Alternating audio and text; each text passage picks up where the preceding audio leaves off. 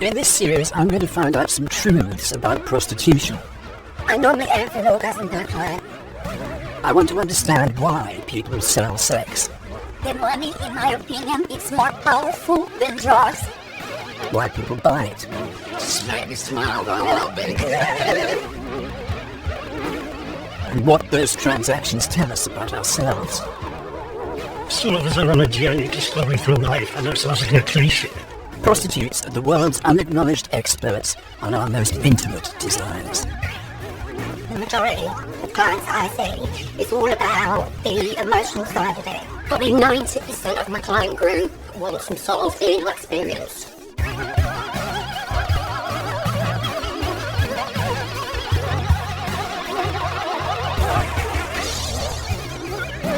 10% of British men admit to having used a prostitute, and they're from every age, social class and ethnic background.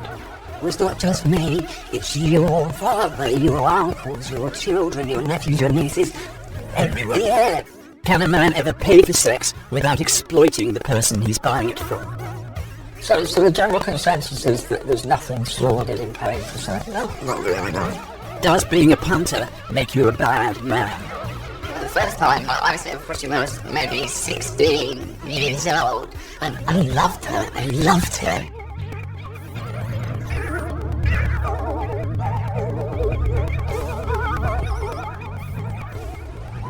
It's great watching men coming into the station, all of them with their cocks dangling between their legs, all their sexual desires rampant. Are they buying? Are they selling? Are they meat and two veg, vanilla? Or do they have secret desires? This guy, you never know what he might be doing. He's got a big mouth. He's even dreaming of gnawing away at a little old pussy. Or is this priest dying to get down on all fours and change everything about himself for the right dominatrix? Who knows? England is a very kinky place, I think. It's Tuesday morning. I'm on my way to Hull. It's estimated that there are around 1,000 women working in Britain as dominatrixes. So I've come to this typical suburban close to explore what prostitution can tell us about the darker recesses of the male sexual mind. Former prison administrative officer Mistress Dita has since turned her flair for punitive practices to commercial use.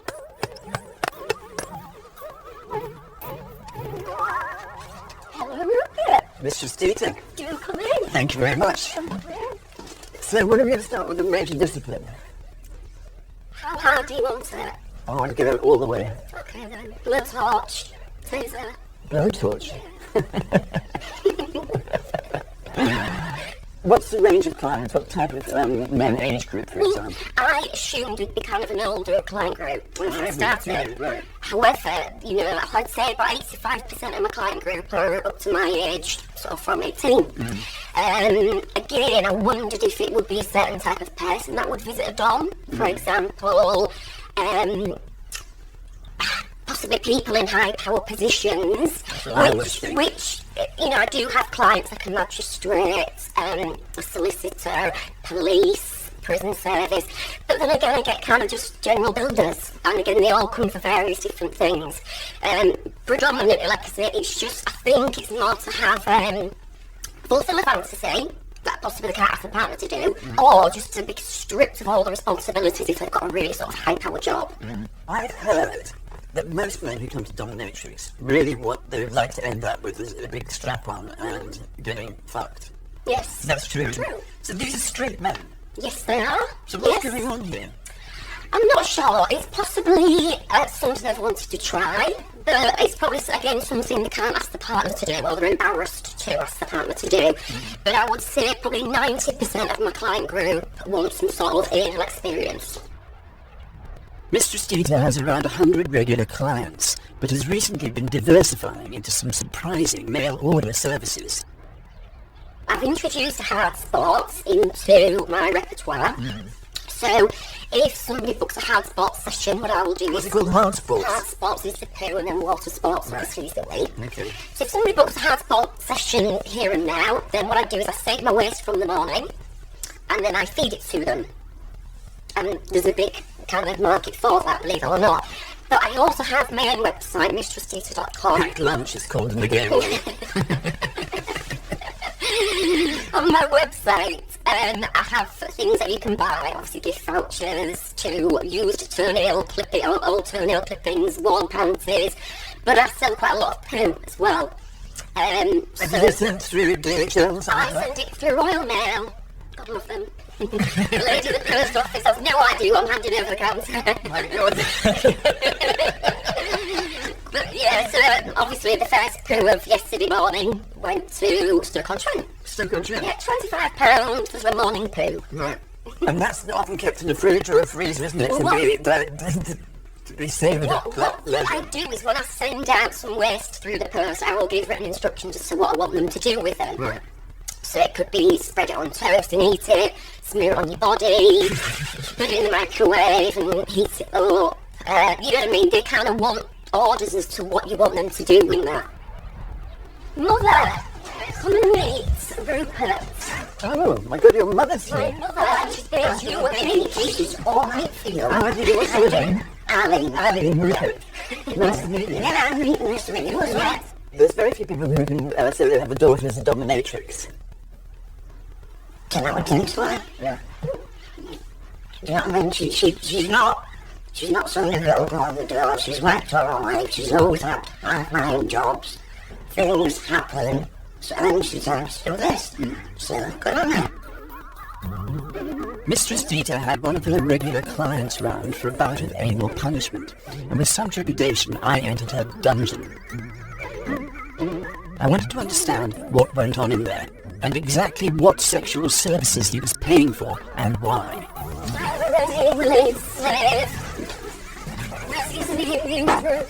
Right. What are we going to do to him? Do you want to choose?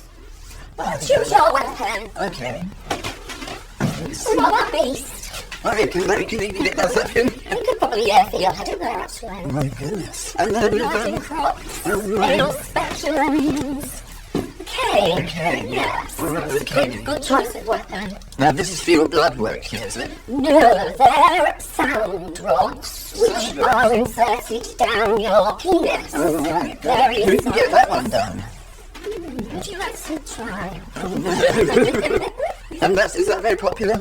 Yes. Yeah, again, it's another different sensation for people to try. Well, I think we should give you the floor and have a look at, give him a little bit of what for. Yeah, I think so. You disgusting little way! How dare you have that penis hanging out? Sorry, mistress. Disgusting dog, you will be sorry. Yes, mistress. Dirty, dirty little man. Yes, mistress. Get down. Think you'd like a bit of this? I think so. What a privilege to be paid by Rupert. Thank you, mistress. Say thank you, Rupert. Thank you, Rupert. Oh, it makes such a lovely quiet, I doesn't know, it? it goes a bit hard, isn't it? I think I'm going to give him some anal punishment. And I think it'd be appropriate to use the present truncheon. I've got the truncheon. Show me your dirty asshole. Ugh. Absolutely disgusting. I must put gloves on for this task. You've got some nice work there, Rupert. Well done. Oh, there's mine. Lovely underwear. Yes. You dirty little anal whore, aren't you? Yes, mistress. Good grief, you disgusting word. Do not move away from me. No, mistress. Give me your gaping asshole. It writes the handle. So give him a little whack when you're doing it. Why you have to be so gentle? Well, that was pretty intense. But as we settled onto Mistress Dita's soft sofas, it was the ordinariness of the client that really struck me. Are you normally married or something like that? Only married, yes. So this is a world apart for you. Sort of a journey discovery through life. I know it sounds like a cliche. It was an opportunity. I met the lady. I was attracted to the lady. Like yourself, curious, wondering what it was all about. Basically, I can be more submissive than I am. I thought possible, but only to certain individuals. Right. And that, because I guess that's rather an interesting thing for men who normally our role as men in the world is such a controlling role that that is quite a huge discovery. I think it's the beauty of the situation, isn't it? Yeah. Well, I think that must be the potency of the situation for men, isn't it? Yeah. That in some respects, this thing that we have to live with, which is controlling everyone, and it is obviously quite a strain in some ways, and this is a release. It helps to have the role reversal in a very strong way. And does it help with things like aggression levels or Oh yes. makes you calm? Oh yes, it does. What's going through your mind when the mistress asks you to lick her boots? I'm just obeying. Obeying it. So it's a dedication to a goddess. Yes, correct. Basically, and whatever the goddess asks you, it's beyond reason, in other words. That's a very strong part of it, what the whole episode is about. I find it very erotic. Because you're straight and I'm gay. It's always an issue that's fascinating for gay people, when straight people seem to like to do anal work. It's not your thing, really, or is it? No, it isn't my thing. But it is. It is under these circumstances. Under these circumstances, and I say that's an extraordinary subtlety. It's always a strange thing when you're an outsider watching a sexual act anyway, but it's just the most remarkable thing, our sexuality, isn't it? It's a strange world, isn't it?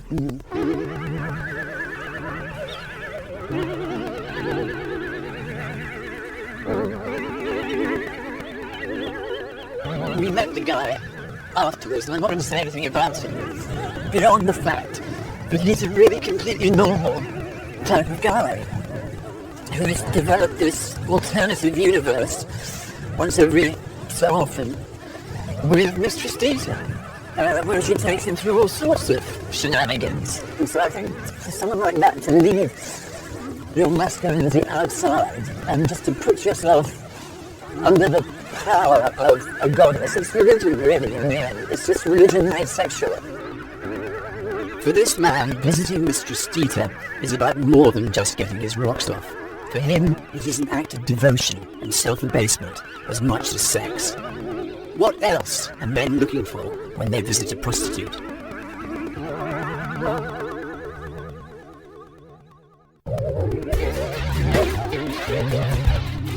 Clearly, some men visit prostitutes for the kind of sex they can't get any other way. But why would a man spend his hard-earned money on the kind of sex he could conceivably get from a wife or a girlfriend?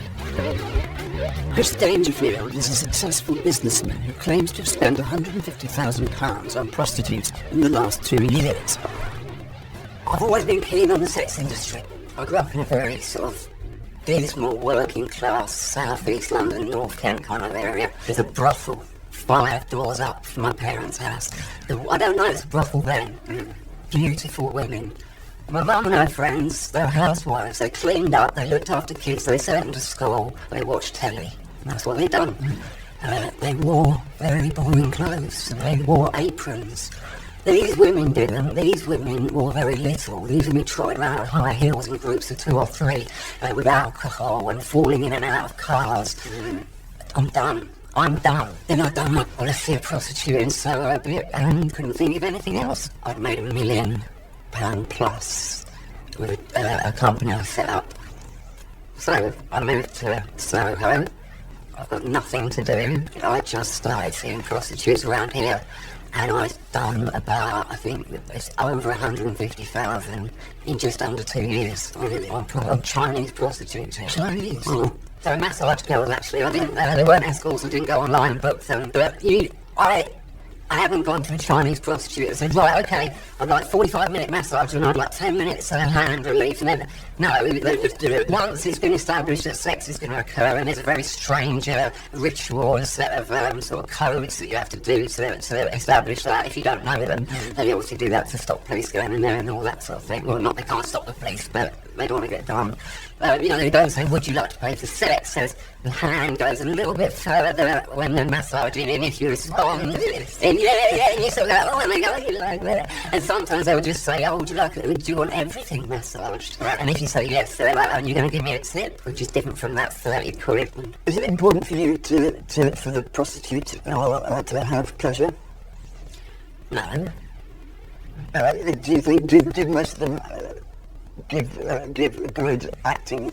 The thing is, with it's sex. It's like me asking you, is it important for your partner to be cuddling you? And you'll be like, well, in some situations, yeah, but in others, no. And it's, we're talking about having sex with someone, so sometimes I want them to enjoy it, sometimes I want them to enjoy it more than I do. Lovely to have a woman underneath you yielding to your penis. Sometimes you want them to act dead. So,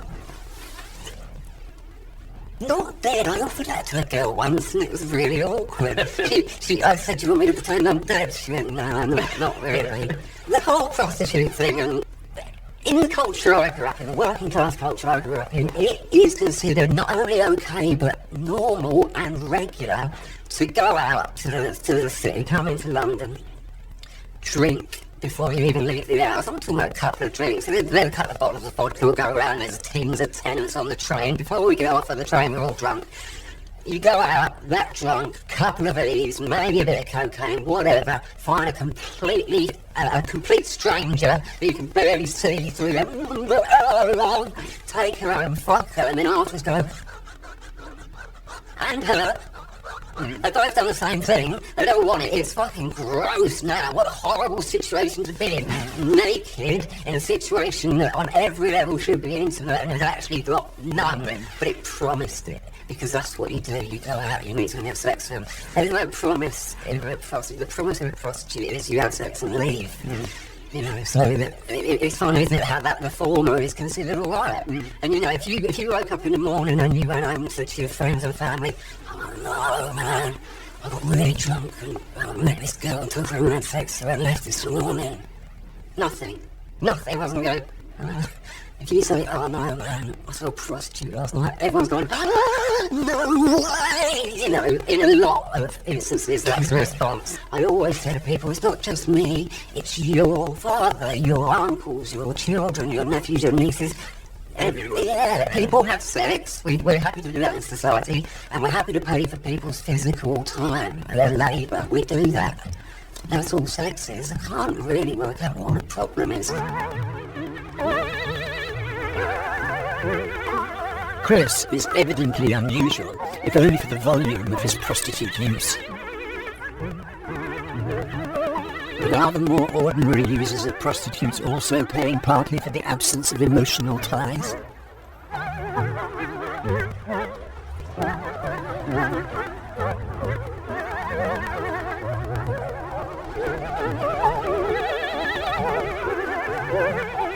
I wanted to understand the more typical user of hookers, so I travelled to an anonymous suburb to meet Jane. She's a separated mum and a highly successful independent escort.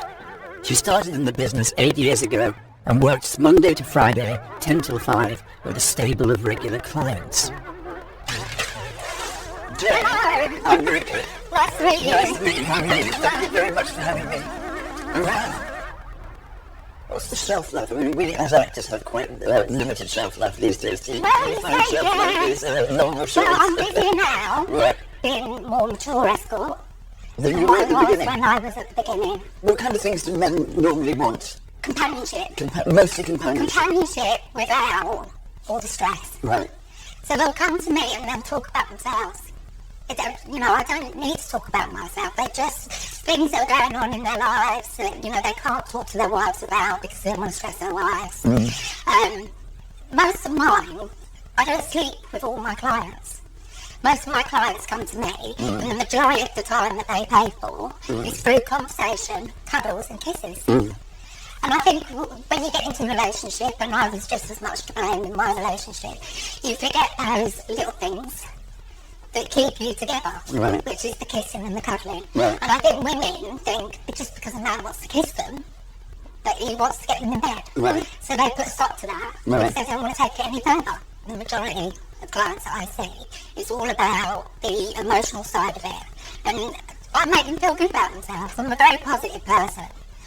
You know, so I make them leave with a smile on their face, and say grin, that they probably do, with a smile on their face, and feeling good about themselves again.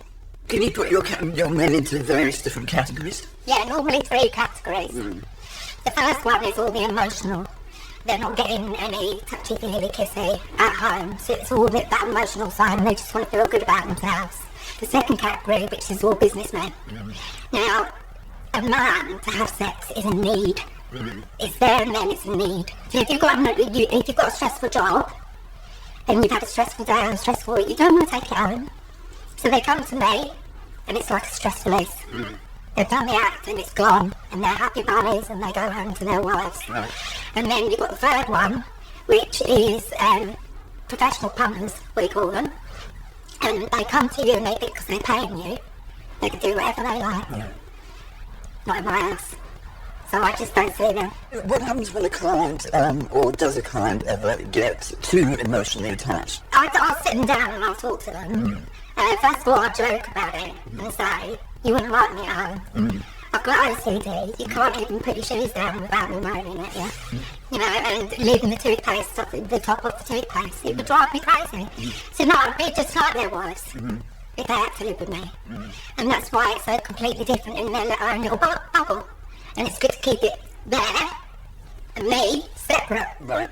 And what do you think wives think? Do some of them know about you? I've had a few phone calls in the past. Nasty ones? Some can be nasty, but I do understand from their point of view. You know, before I knew this existed, I would probably be exactly the same in my previous relationship. I wouldn't want my partner going off and seeing someone else. You know, how hurtful it might be. Well, she's got to put her finger out and get the negligee on them. Well, that's the thing, right? If I could do cinemas, most women that I meet are quite off-putting even about oral. But you have to learn to enjoy it. I thought it was quite extreme when I first started doing it. What's your oral technique? Tongue right down in the I can't tell you that. That's giving away all my secrets. Oh, come on. Everybody would be earning a fortune off me. What I've learned from Jane is that the range of sexual services men pay prostitutes for is much broader than just no-string sex. The basic affection is something that men are willing to pay for, casts an interesting light on many British marriages. I can't believe that anyone would pay good money just to have a cuddle and a kiss. I mean, I'd pay not to.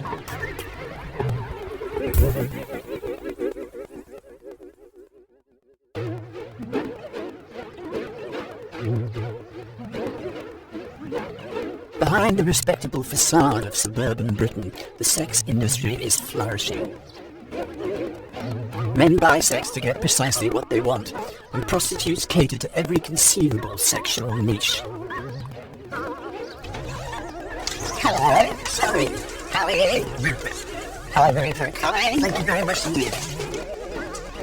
Oh my God, you've got an amazing glass. Let us touch it.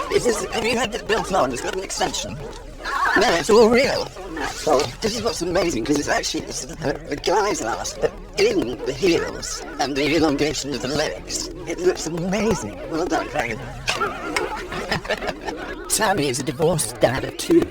He's been taking female hormones for the last 3 years, and in a quiet part of Milton Keynes, he provides a very particular service. He's a bloke in a wig with breasts. In the downtime between live clients, he's on a webcam site, allowing him to earn around 50p a minute for some raunchy online sex. And now you just wait. So yeah, you just gotta wait for somebody to come in and watch you play. And what sort of things do you tend to type? You know, stuff like, I would like to suck that cock, and I would like you to fuck me, and I mean, I get people coming on there saying, I've not got my volume on because my wife's downstairs, stuff like that. So you've got to type. It's quite difficult for you to type. Yeah, wank at the same time. At the same time. Especially do you need it sounded? I can do it either. Oh, there we go. Someone's on. Houston, we got a problem. It's a Vegeta. I haven't seen him for a long time. Who's it? Vegeta. Hiya. You good? Yeah, I've got Channel 4 in this room with me. They want to fuck you in that room. No, they're not here for that. That's up at teacher. They want to let me to sit on his favourite toy. Oh my God, where are they? Oh, where are the toys? Yes. You see that bag? Up to the bottom, yeah, just on it. Yeah, they're all in there. Ooh. That one on top of it. Oh, there we are. Do you need some lube? I've got some somewhere. Oh, there it is. Got a bit of lube on there. Put my knickers apart. Just slide it in. Just like that. God, that's been quite easy, isn't it? Yeah, it's a nice soft toy. Well, I hope that what she knows what you're going through for this. Where's she gone? He's still there. I can't spunk really. It doesn't happen anymore. I've been on hormones too long now.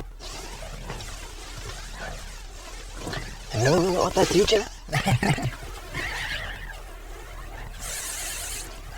Speaking at all, I've been busy banking as well. I'm just an observer of the teacher. It's just an observer. The teacher's not very chatty. We're busy.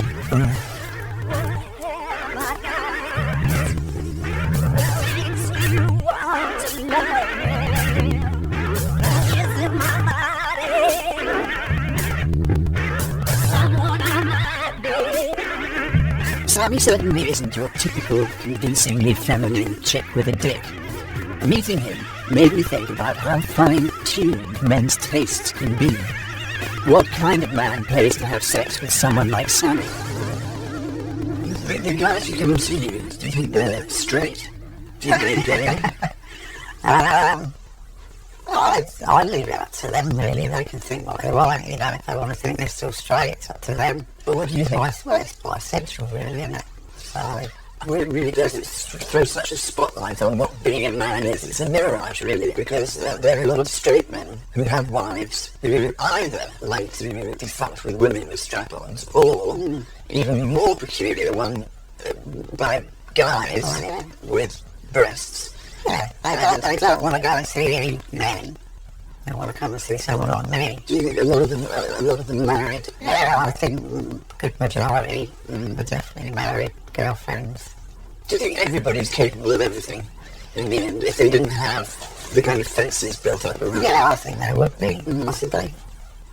You know, at the end of the day, you only live once, explore a little bit, try it out. You never know whether you're going to like it. If you don't like it, don't do it again. If you're not sure, try it again. What did you used to be, by the way? I was a bricklayer. Bricklayer. Yeah. How many years? 27. Wow.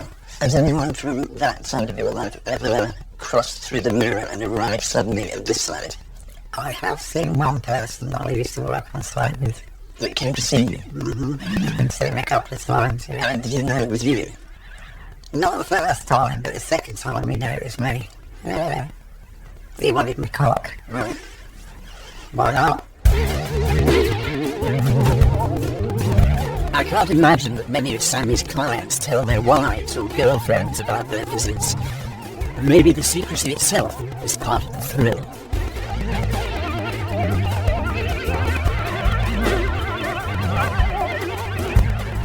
I'm going to meet a man who's upfront with his wife about the sex he buys.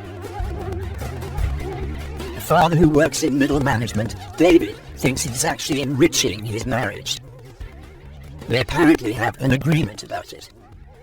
Although it didn't start out on a mutually agreed basis, there were affairs on both sides. In secret. In secret. And it turned out that the affairs weren't anything to do with relationship, they were more to do purely with the wanting to try sex with someone else. For me, it's easier to see an escort than it is to try and find another girl who's willing to share a sexual encounter without any strings attached. And your wife? Does she see escorts too, or...? No, she doesn't particularly need to. She finds it really easy to pick up guys whenever she wants to see someone. When you come home from an experience with an escort, do you go and share that with your wife? Yes. And the sexual relationship between you and your wife went on growing through all that? Yes, it's maintained very strong. That's great. David uses websites where punters rate and review the girls in great detail. It's part TripAdvisor for finding hookers and partly a strange online form of male bonding. And I watched him book a session there and then. Can you read me some feedback on some of the possibilities today? Let's see if we can... It's a gloriously manicured minge. A formal garden with fountains and... Get girls like, let's see this one. She's got quite a few positive feedbacks here. 3 in the last 2 weeks. This one says, very sexy lady, exceptional oral skills, well worth a visit. Immensely steamy session with Sophie. She's beautiful with a gorgeous body.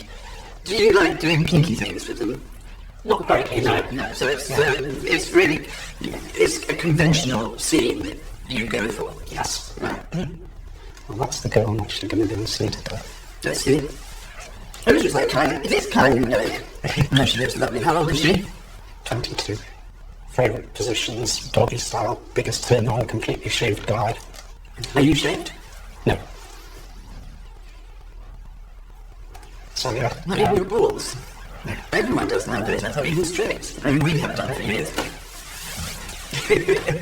What do you feel you're doing to the girl you're paying? A lot of people do think that these girls are being exploited. Okay, there may be a segment of them that are, but the amounts that a lot of these girls charge, you kind of got to ask yourself who's really being exploited, because they're on a fantastic amount of money. How much is Kylie charging? £130 an hour, which is about in the average of what I pay for a girl. Have you booked her? Yes, Okay, what time? 1 o'clock. We better go. I just watched a man order an escort on the click of a mouse. Can his wife really be happy about that?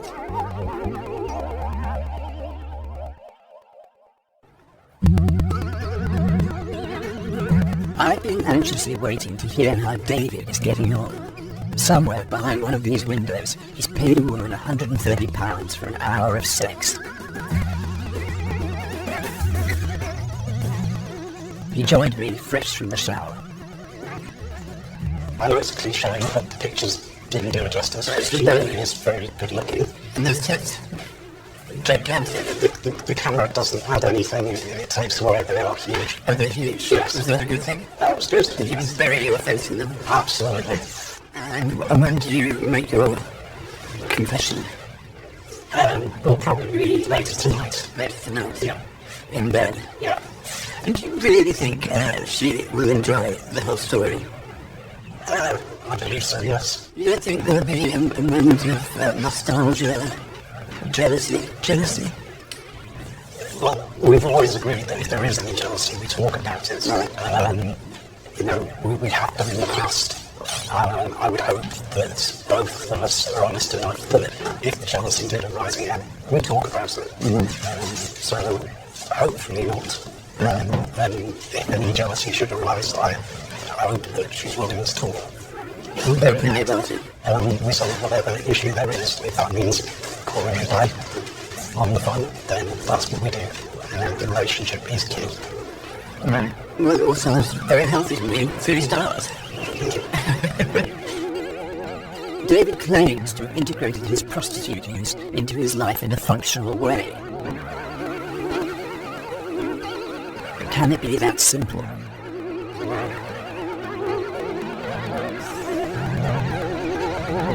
I travel north to Blackpool. I'm invited to a therapy session where counsellor Steve has brought together a group of men with dysfunctional lives, including drug and alcohol addiction and broken marriages, to confront them with the consequences of their use of prostitutes and what he sees as their addiction to sex. I found myself getting very sucked in. Who can remember the first time they went with a sex worker? I was 15. I was 15 and my mate just took me to this random place. And it was a brothel we've gone in. And I had the choice. It was like I was in a sweet shop. That's what it felt like. I had the choice of any girl. You know, I picked her. She was quite fit blonde. She had big massive tits. So. I enjoyed myself that night, and you don't go back after that, you know. First time I put money on, I'd be, 19, 20. That was basically driving to the bottom of the road and literally they'll come to your car and just ask you. Yeah. They'll open the door, call some business. And it was like, right, alright, I'll have you in the car and then you go where you want, drive where you want, take them where you want, and then obviously what services you want after them, that's what you pay for. And in Blackpool it's a bit cheap. A bit too cheap. With all of it, is it these girls would do different things? They're more open to what they're going to do. They're more open to sexual nature, aren't they? As long as you pay them cash, will do whatever you want. And what did you want a hooker to do that you couldn't get elsewhere? Just make me smile about that big. Make you feel like you're the only one, and you can actually block it out that she's not. What about the control thing though? Who gets the buzz out of putting the money down? You know I do. I know you do. So what's that about, putting the money down? This is what I want, and I'm going to get it, and then go. There's no arguments, there's no texts, there's no phone calls, there's no air around it. I think the buzz comes from a lot of things. It's a bit too simplistic to say. I think it's just about control. I think it's sort of about being able to. It's a really nice feeling to be able to go out to a great restaurant, for example. So it's when people who, I don't know whether I'd have called myself a sex addict, but when you're planning evenings and you think, oh, I could really get off on that, it's the whole process, rather like drugs and coke, the process of thinking about it, getting it. I think control, there is an issue in control of your pain. So you don't have, there's control of yourself rather than somebody else, because it means you don't have to get involved. Yeah. For me, it was always through the chase and thought about first pulling the girl, and then her liking you, you're talking, you have, repetitions. Isn't it better to end up in bed then rather than putting 50 quid on the table and saying, suck this? Depends on saying what's better or what's worse. Well, no, but I can't see that. I don't see there's any accomplishment in paying for it. I think it's actually the lowest. It's defeat. It's defeat. It's quick and easy. There's no other way to Can we put a figure on how many times they've visited sex workers? Hundreds? Yeah. In the hundreds and travelling around the world, or something you said that. So, just on the internet, picking a girl, hotel or guys, say that, something. Okay. Who would be honest in saying that maybe we have any anger at certain women in their life? Mum? I feel like I have to protect mine because my mum got beat up a lot when I was younger. And that brought to me, like, I smashed my stepdad in the head with a speaker. And he never touched her again after I was 12 years old. And that kind of changed my life. At that moment in my time, changed. So that's protection. Yeah. Talk about protecting mum. Yeah. But then when we go out and we're paying for sex, are we protecting those women? Yeah. Well, absolutely. You kind of, you're stopping some fucking weirdo going on there and everything that morning, but you could be there anyway. So we take next time up such a sexual okay. So do you have any feelings of guilt or remorse? That's what I mean, there's no feelings. Afterwards? No. Are we proud of our achievements? We're proud of our face and not be there got money afterwards. We've ejaculated, we go back and oh, that was really good. Good. Yeah. I don't feel anything. Nothing, no problems, just I've had too much so probably got enough on it in a few hours. I think people want pleasure. The human beings in general, they strive towards pleasure. And most pleasure has a consequence. That's all there is to it, really. I'm not saying all the things you say are not, but it's true. There's a moral side of it as well, but I think that's irrelevant to the actual fact is that men are very simple. They want pleasure, and most of their brain is lost at the end of their cock. Well, yeah, this has no conscience. Or something. So you say it's just hardwiring, male, female, whatever the table's for. That's it. So it's a self-obsessed need to release. Yeah, that's it. Yeah. And also a need not to necessarily make a contact that is too personal. You can choose your level of contact. So we don't do the emotions. So we've got the girl or the guy, depending on what you've bought, She won't be doing emotions, you're not doing emotions. You can be doing emotions, but not those kind of the emotions of relationships, which will always end up also very dishonest in themselves. Because the day that someone else says to you, I love you, baby, and you're not feeling it, and you go, I love you too, you've already established a strain between you and the other person. You don't have that. So all relationships, Unless they're conducted with utter honesty, which who in this room in their relationships has ever managed, even though one might want to, conduct one's relationship with utter brutal 24/7 honesty. that's right. Can you love somebody and go and have sex with somebody else? Easily. Yeah. Men can Men can multitask on that level easily. So the general consensus is that there's nothing sordid in paying for sex. No, not really, no. If the proportion of men who admit to having bought sex is 10%, the real figure must be much higher. And yet of all the men I met who were open about it, only one raised the subject of the harm it might be doing themselves. Ironically, it took a man with a reputation as a sexual libertine to do that. The comedian Russell Brand. When I was, younger and a drug addict, and that was sort of part of my world, that kind of nocturnal, crimson-lit, Selector thing. Yeah, for me, then I sort of felt a kind of a connection, because this was like, for me, they're maligned outsiders, it's sort of where I've always sort of felt. Me too. A kind of, and also part of a world that you wanted to get into rather than stay out of, I felt. Yeah, right. I didn't fall into a world of sort of illicit, nocturnal darkness, but clambered willingly into it. The first time I set a prostitute when I was maybe 16 years old, and I think the girl was probably not much older. It was from 17, 18, I don't know, a couple of years older than me. And I loved her. She was beautiful and elegant and sort of sweet, and I felt sort of kind of relieved and in awe and frightened about it. I'd only ever had sex once before in my life, and to be with this sort of beautiful Filipino woman, it was kind of incredible and dazzling. And My first time, it was a 16-year-old too. There was a magazine called Zipper, and I went to see this guy, because there were no even photographs in London, and I walked up this kind of staircase at this Notting Hill Gate house, when there were still tons of bells by the doors and stuff, and the door opened, there was this big fat woman, hi dear, and I was so young, and I had the money, and I said, oh, hi, and I was like, I went through with it anyway, because I just thought it was too mean to say, oh no, sorry. But it was kind of exciting in its way too, but very different from yours. yes! Oh, that's a cracker. You went through it anyway. Yeah. Do you sort of think in that situation maybe you should have been getting paid? You, like this gorgeous 16-year-old boy, presumably. I wasn't gorgeous, I was really tall and thin with weird hair. I wasn't that gorgeous, I was all bones. Bumping pussies with me wasn't that much fun. What I felt is like that when I've slept with prostitutes when I was young. The kind of sense of, initially, sort of it's quite shameful.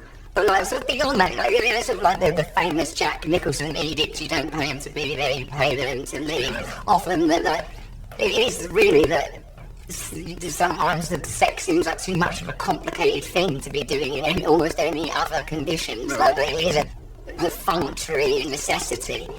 And it's, the simplification, making it a sort of a clinical exchange.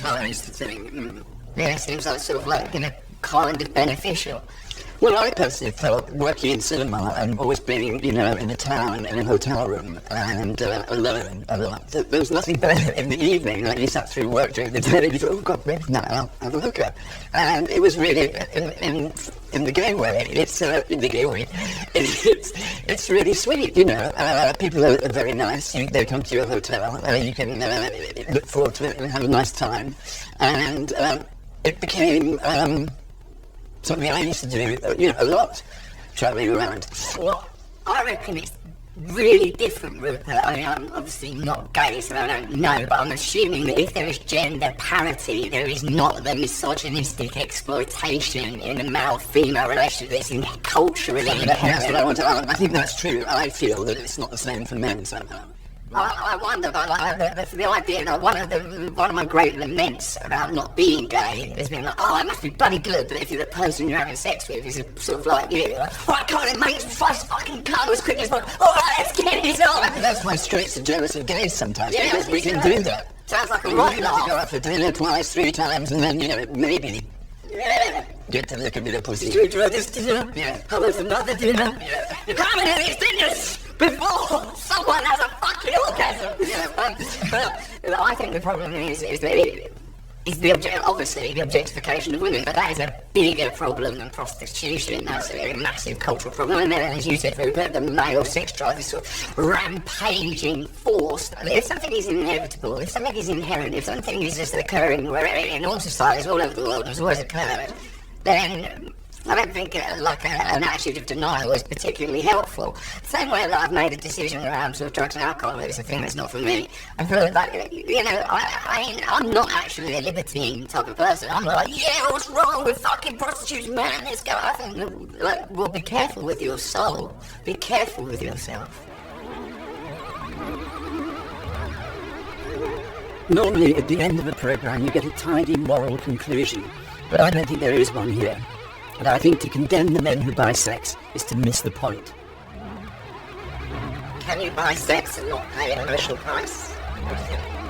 I know that this whole notion you're trying to get me to, worrying about some poor fucking punter, whether he's getting hurt buying sex.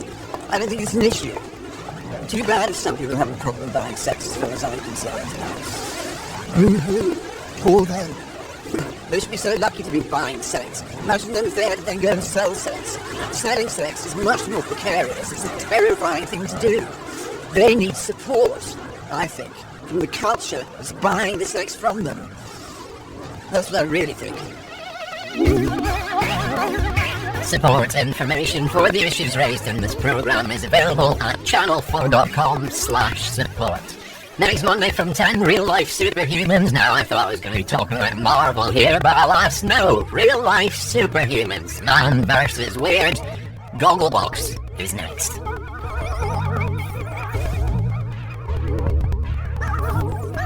They can feel good about themselves. I'm a very positive person. So I make them leave with a smile on their face, and say grin that they probably do, with a smile on their face, and feeling good about themselves again. Can you put your men into various different categories? Yeah, normally 3 categories. The first one is all the emotional. They're not getting any touchy-feely kissy at home, so it's all that emotional side, and they just want to feel good about themselves. The second category, which is all businessmen. Now, a man to have sex is a need. It's there and then it's a need. So if you've got a stressful job, and you've had a stressful day and a stressful week, you don't want to take it home. So they come to me, and it's like a stress release. They've done the act, and it's gone, and they're happy bunnies, and they go home to their wives. Right. And then you've got the third one, which is professional punters, we call them. And they come to you, and because they're paying you, they can do whatever they like. Not in my house. So I just don't see them. What happens when they come out? And what those transactions tell us about ourselves. Some of us are on a journey discovering through life. I know it sounds like a cliche. Prostitutes are the world's unacknowledged experts on our most intimate desires. The majority of clients I see, it's all about the emotional side of it. Probably 90% of my client group want some sort of anal experience.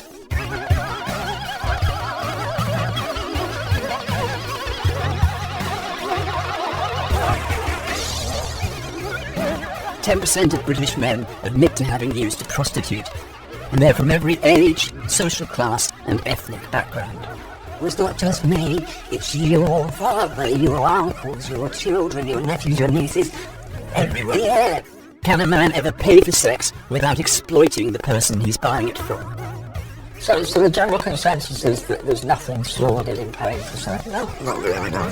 Does being a punter make you a bad man? The first time, I can't make first fucking come as quick as possible. Alright, let's get it on! That's why straights are jealous of gays sometimes, because we can do that. Sounds like a right laugh. Go out for dinner twice, 3 times, and then, maybe get to look a bit of pussy. Should we try this dinner? Yeah. How about another dinner? Yeah. How many of these dinners before someone has a fucking orgasm. I think the problem is obviously the objectification of women, but that is a bigger problem than prostitution. That's a very massive cultural problem. And then, as you said, Rupert, the male sex drive, this sort of rampaging force. If something is inevitable, if something is inherent, if something is just occurring in all societies all over the world, has always occurred, then I don't think an attitude of denial is particularly helpful. Same way that I've made a decision around sort of drugs and alcohol, it's a thing that's not for me. I feel like, I'm not actually a libertine type of person. I'm like, yeah, what's wrong with fucking prostitutes, man? Let's go. I think, we'll be careful. He was paying for, and why?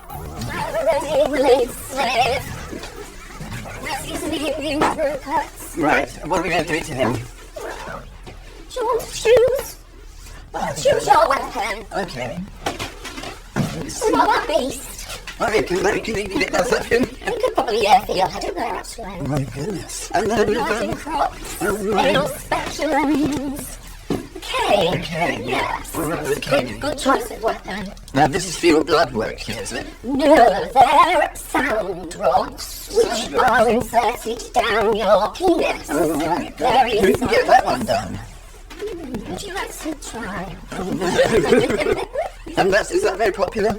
Yes. Yeah, again, it's another different sensation for people to try. Well, I think we should give you the floor and have a look at, give him a little bit of what for. Yeah, I think so. You disgusting little way! How dare you have that penis hanging out? Sorry, mistress. Disgusting dog, you will be sorry. Yes, mistress. Yeah. I can't imagine that many of Sammy's clients tell their wives or girlfriends about their visits. Maybe the secrecy itself is part of the thrill.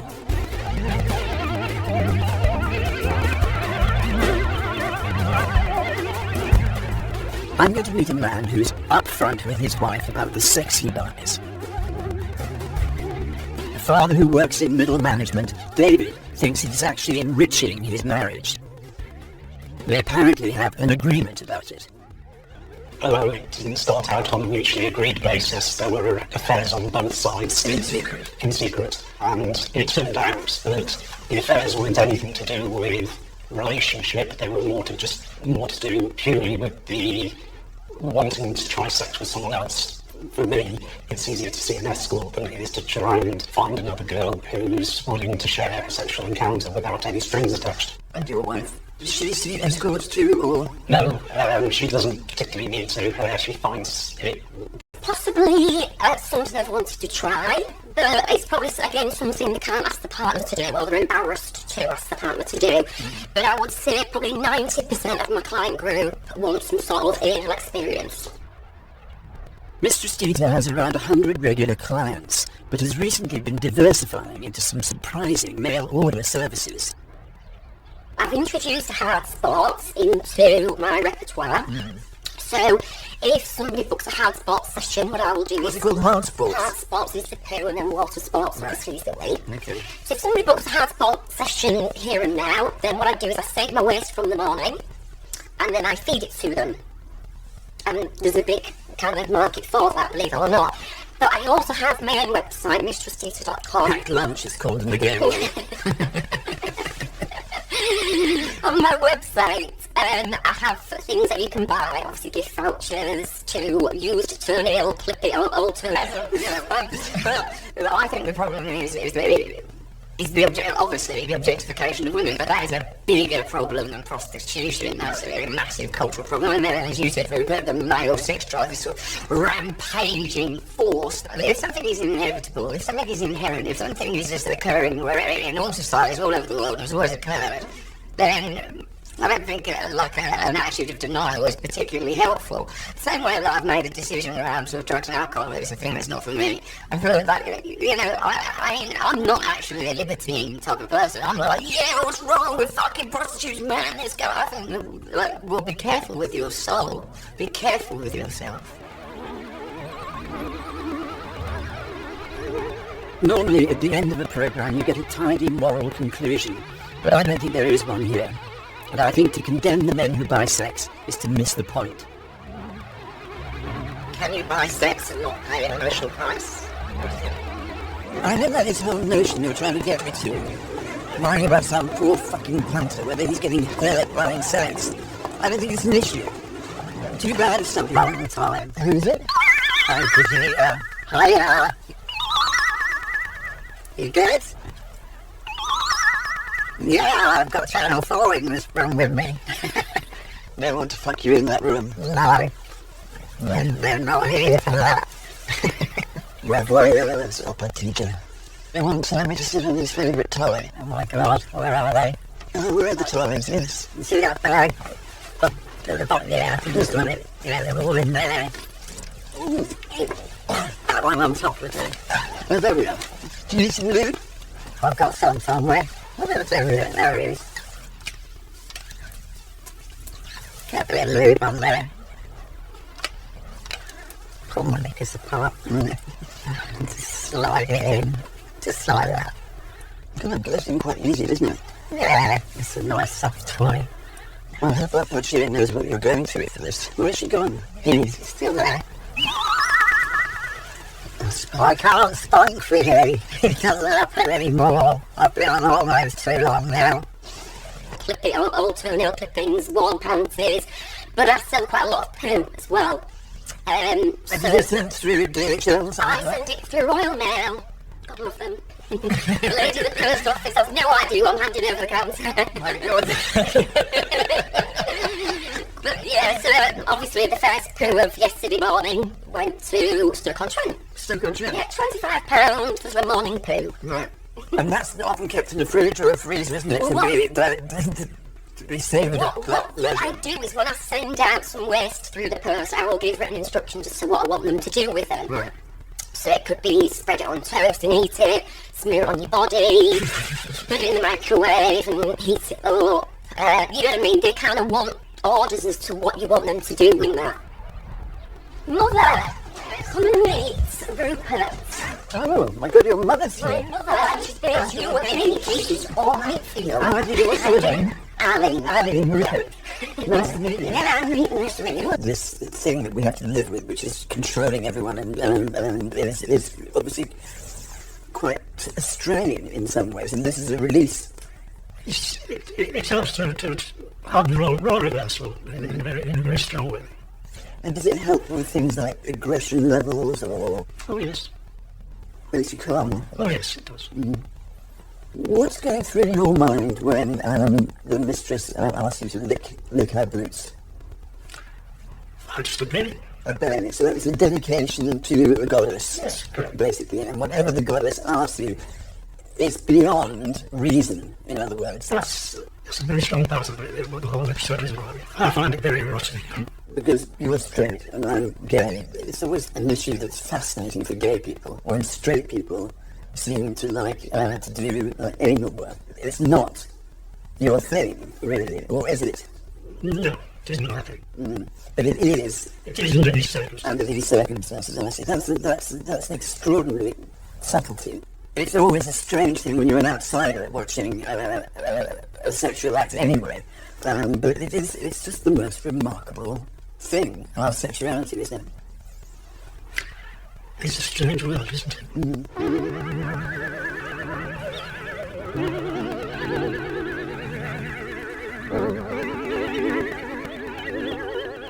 We met the guy afterwards, and I'm not going to say anything about him, beyond the fact that he's a really completely normal type of guy who has developed this alternative universe once every so often with Mistress Dita, where she takes him through all sorts of shenanigans. And so I think for someone like that to leave your masculinity outside and just to put yourself under the power of a goddess, it's religion really in the end. It's just religion made sexual.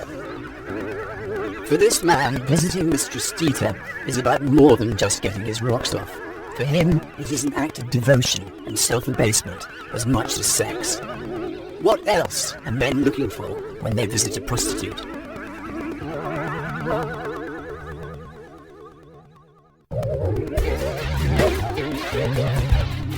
Clearly, some men visit prostitutes for the kind of sex they can't get any other way. But why would a man spend his hard-earned money on the kind of sex he could conceivably get from a wife or a girlfriend? Chris Dangerfield is a successful businessman who claims to have spent £150,000 on prostitutes in the last 2 years. I've always been keen on the sex industry. I grew up in a very sort of dismal working class South East London, North Kent kind of area. There's a brothel 5 doors up from my parents' house. I don't know it's a brothel then. Beautiful women. My mum and her friends, they're housewives. They cleaned up, they looked after kids, they sent them to school, they watched telly. That's what they done. They wore very boring clothes, and they wore aprons. These women didn't. These women wore very little. These women trotted around high heels in groups of 2 or 3 with alcohol and falling in and out of cars. I'm done. Then I done my policy of prostitute in Soho a bit and couldn't think of anything else. I'd made £1 million plus with a company I set up. So I moved to Soho. I've got nothing to do. I just started seeing prostitutes around here. And I've done about, I think, it's over 150,000 in just under 2 years. On Chinese prostitutes. Chinese? So massage girls, actually. They weren't escorts, I didn't go online and book them. But I haven't gone to a Chinese prostitute and said, right, okay, I'd like 45-minute massage and I'd like 10 minutes hand relief. And then, no, they just do it. Once it's been established that sex is going to occur, and there's a very strange ritual and set of sort of codes that you have to do to establish that. If you don't know them, they obviously do that to stop police going in there and all that sort of thing. Well, not they can't stop the police, but they don't want to get done.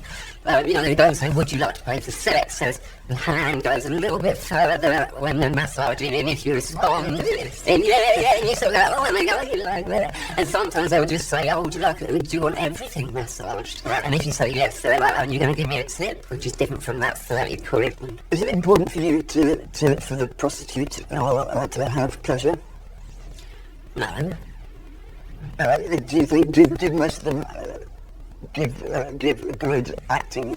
The thing is, Rupert, it's sex. It's like me asking you, is it important for your partner to be cuddling you? And you'll be like, well, in some situations, yeah, but in others, no. And it's, we're talking about having sex with someone, so sometimes I want them to enjoy it, sometimes I want them to enjoy it more than I do. Lovely to have a woman underneath you yielding to your penis. Sometimes you want them to act dead. So,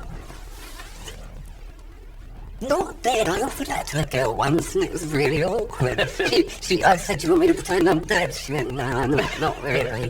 The whole prostitute thing, and in the culture I grew up in, the working class culture I grew up in, it is considered not only okay but normal and regular to go out to the city, come into London, drink before you even leave the house. I'm talking about a couple of drinks. There's a couple of bottles of vodka will go around. There's tins of tenants on the train. Before we get off of the train, we're all drunk. You go out, that drunk, couple of these, maybe a bit of cocaine, whatever, find a complete stranger that you can barely see through them, take her home, fuck her, and then afterwards go, and her. They both done the same thing. They don't want it. It's fucking gross now. What a horrible situation to be in. Naked in a situation that on every level should be intimate and has actually got none.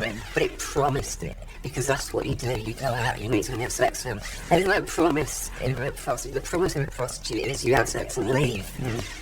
So it's funny, isn't it, how that the former is considered all right. And if you woke up in the morning and you went home to your friends and family, oh no, man, I got really drunk and I met this girl and took her and had sex with her and left this morning.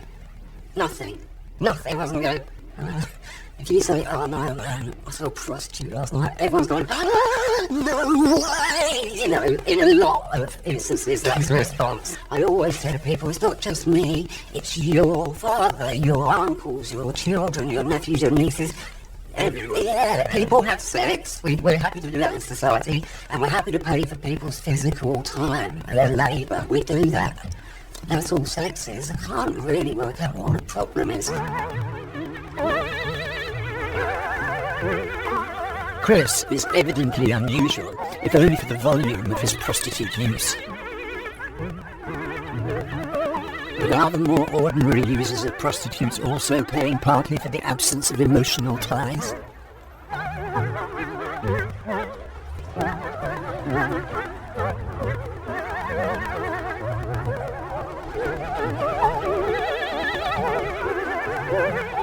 I wanted to understand the more typical user of hookers, so I travelled to an anonymous suburb to meet Jane. She's a separated mum and a highly successful independent escort. She started in the business 8 years ago and works Monday to Friday, 10 till 5, with a stable of regular clients. Jane, Hello. I'm Ricky. Nice to meet you. Nice to meet you. How are you? Thank you very much for having me. Around. What's the shelf life? I mean, we as actors have quite limited shelf life these days. Do you Well, find shelf life is long or short? Well, I'm busy now, Right. being more mature escort Then you than were I at the was beginning. when I was at the beginning. What kind of things do men normally want? Companionship. Mostly companionship. Companionship without all the stress. Right. So they'll come to me and they'll talk about themselves.